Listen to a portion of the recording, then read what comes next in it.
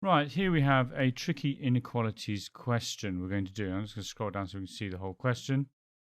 Right, so what we've got, a diagram to show 1 centimetre coordinate grid, and we've got a third shaded region is added to the grid given by the inequality y is greater than or equal to 6. So let's put that area in. So there's y equals 6, and greater than or equal to 6 is obviously going to be above there. Now, a fourth shaded region is given by the inequality y is greater than or equal to kx plus 2. So we need to draw the boundary y equals kx plus 2. Now we know it's going to go through 2, and it's going to have a gradient of k. So it's quite likely it's going to do something like this, but we don't know where it's going to cross because we don't know the gradient. But what we do know is the base here has a length of 8, and we know the height of our trapezium, if you think about this as a trapezium, is equal to 4. And we don't know the top. We don't know this distance here. And that's what we're going to find out because we know the area.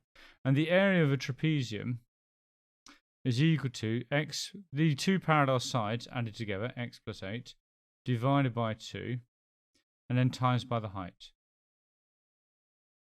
And we know that that's equal to 23. So we've got 23 is equal to x plus 8 over 2 times 4. So let's just cancel out the 2 with the 4 and multiply out by 2. So we get 2x plus 16. So 4 divided by 2 is 2. 2 times x is 2x. 2 times 8 is 16. Take away the 16, we get 7 equals 2x. So x will equal 7 over 2. So we know this distance here is 7 over 2. So therefore this distance must be 6 minus 7 over 2. Okay, so this is 6 minus 7 over 2. Now 6 is equal to 12 over 2. So let's just call that distance d for now.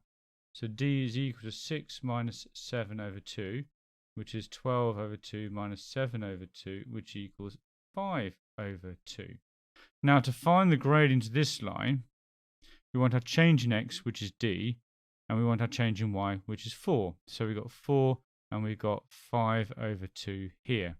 So we do that divided by that, which will give me my gradient. So my gradient will equal 4 divided by 5 over 2, which equals 4 times 2 fifths, which equals 8 fifths. And that is my value of my k, because y equals kx plus 2. The k is my gradient. So therefore k will equal 8 fifths for our final answer.